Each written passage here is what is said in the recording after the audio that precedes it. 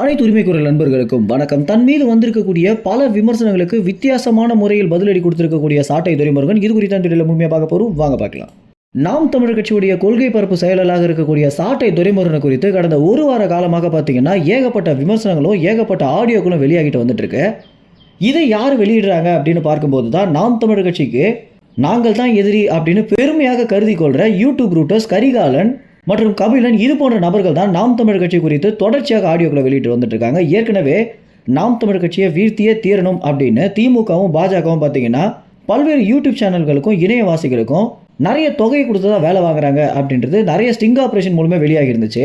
இப்படி இருக்க கடந்த ஒரு வார காலங்களாக நாம் தமிழர் கட்சியை குறி வச்சு தாக்கிட்டு வந்துட்டு இருக்காங்க இந்த நபர்கள் அப்படின்னும் போது இதற்கு பின்னணியில் யார் இருக்காங்க அப்படின்ற ஒரு கேள்வி தான் அனைவர் இடத்துலையுமே தோண்டிட்டு இருக்கு. இது குறித்து சீமான், சாட்டை துரைமுருகன், இடுமணம் கார்த்தி, காளியம்மாள் என்ன பேச போறாங்க அப்படின்னு அனைவருமே காத்துட்டு இருந்த தருணத்துல தான் இன்று காலை பார்த்தீங்கன்னா சாட்டை துரைமுருகன் ஒரு வீடியோ வெளியிட்டிருந்தாரு. இவர் தற்போது ஜாமீன்ல வெளியாகிருக்க ஒரு காரணத்தினால அவர் இடத்துல செல்போன் பயன்பாடு இருக்கக்கூடாது அப்படின்னும் அதற்கு பிறகு இந்த இடத்துல தான் அவங்க தங்கி இருக்கணும் அப்படின்னு சாட்டை துரைமுருகன் பார்த்தீங்கன்னா நீதிமன்றம் ஒரு சில உத்தரவு விட்டுருந்தாங்க. இதன் பேரில் தான் சாட்டை துரைமுருகன் இவ்வளோ காலம் வீடியோவே போடாமல் இருந்தேன் அப்படின்றத அவராகவே சொல்லியிருந்தாரு.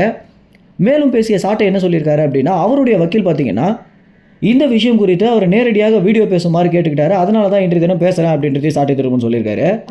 இந்த வீடியோவில் சாட்டை துரைமுருகன் யாருமே எதிர்பாராத விதமாக ஒரு வித்தியாசமான பதிலடியை தான் அவங்களுடைய விமர்சனங்களுக்கு கொடுத்துருந்தாரு அப்படின்னு சொல்லணும்.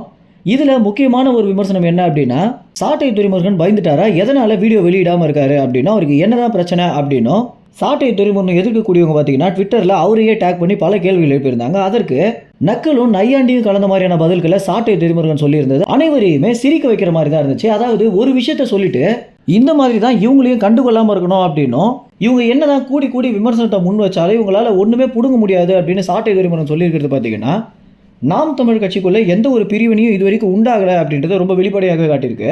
மேலும் இந்த ஒரு தகவல் குறித்து என்ன நினைக்கிறீங்க அப்படின்னா நாம் தமிழ் கட்சி உள்ள பிரச்சனையை உண்டு பண்ணுறதுக்காக தான் இவங்க இந்த மாதிரியான ஆடியோக்களை வெளியிடுறாங்க அப்படின்னு உங்களுக்கு தோணுச்சு அப்படின்னா உங்களுடைய கமெண்ட்ஸில் தெரிவிங்க. நன்றி, வணக்கம்.